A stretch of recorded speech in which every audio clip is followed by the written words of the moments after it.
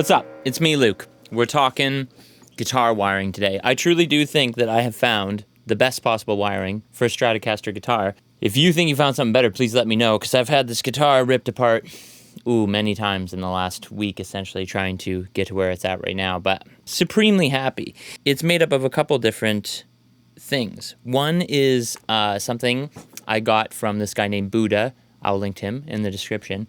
But it's a switchable treble bleed, which is super cool. A treble bleed, if you don't know, is when you roll down your volume, typically, you lose a lot of high end. So down here at the bottom range, it's a pretty dark sound, right? But a treble bleed, switch that in.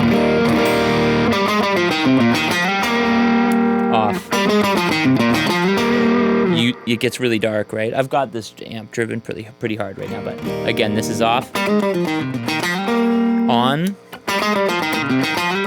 And something about the values of this one, it's a Kinman treble bleed. There's 3 different kinds. I think the Kinman's the one that you want, because the regular, just straight capacitor one gets super shrill and shitty at the bottom. The Duncan one is cool, I think, but you lose the sweep of the volume knob. And the Kinman one is beauty, because it seems the best of both worlds. These values, I think it was a 150K resistor with a 1.2 nanofarad capacitor. Very simple thing. And then I just got this little Amazon switch. That's what's going back and forth. But that, it seems like at these low volumes, that's a very, very natural sounding Strat sound to me. And then you pull her up.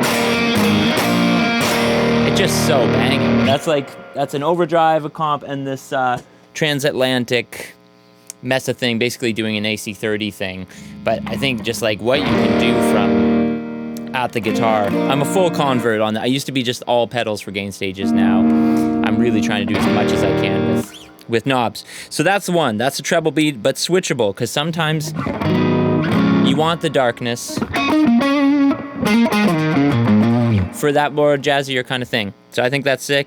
The next one is actually a bass cut knob, and I think this is something that they do on some of the G&L guitars. I've never owned one, but the circuit that I use is a G&L passive PTB, I think they call it. But this is literally just a 1 meg pot with a capacitor over top of 2 of the lugs. Tie that into your tone, and it goes from big and bassy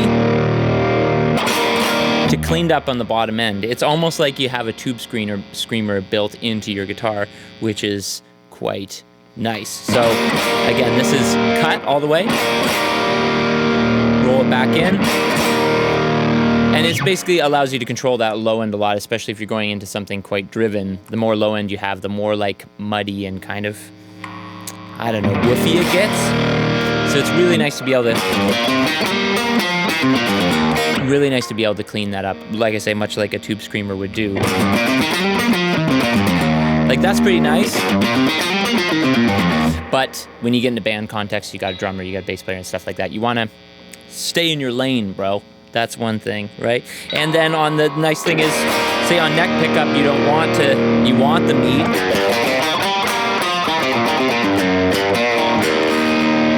You leave the meat in, or just cut a little meat out. Pretty nice. So that's the bass cut. This one is just a master tone, but I'm very happy with where that's at. And then the other cool thing on here is this freeway switch. It's a 10-way switch. So from here, you have 5 regular Strat positions, whatever, we know them. But if you flick this thing back, it does different combinations that you can't get regularly. So this first one, let's bring that back in. First one would be these, humbucking, pretty dark. Again, why it's nice to have the bass cut, right? Second one is sick. This is the neck and bridge together in this sort of telly sound, which I really like. And then the next one is the same thing, but in series, so it's got a little bit of extra girth to it. Reminds me kind of like a Les Paul, like middle pickup position.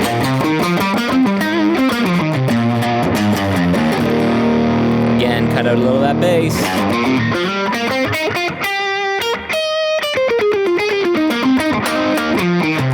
Clean it up a little bit.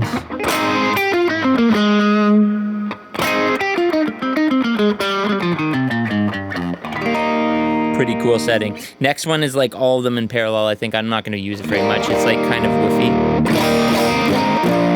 Not for me. So the last one is these ones humbucking, which doesn't sound like an actual humbucker per se, but it's like cool to have the meat if you want it. So that's full with all the low end in, but again, cut out a little bit of low end.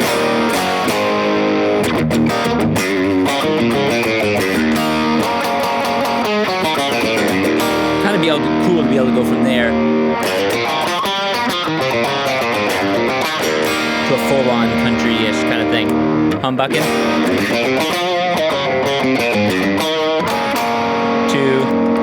Back to singles. Country time. I don't know, so that's pretty fun to me, man. Like, that covers a lot of territory, and I don't know that if you can get more sounds out of a Stratocaster, if you know any more ways, you let me know. But I hope that helped. Wiring diagrams and stuff in the description below.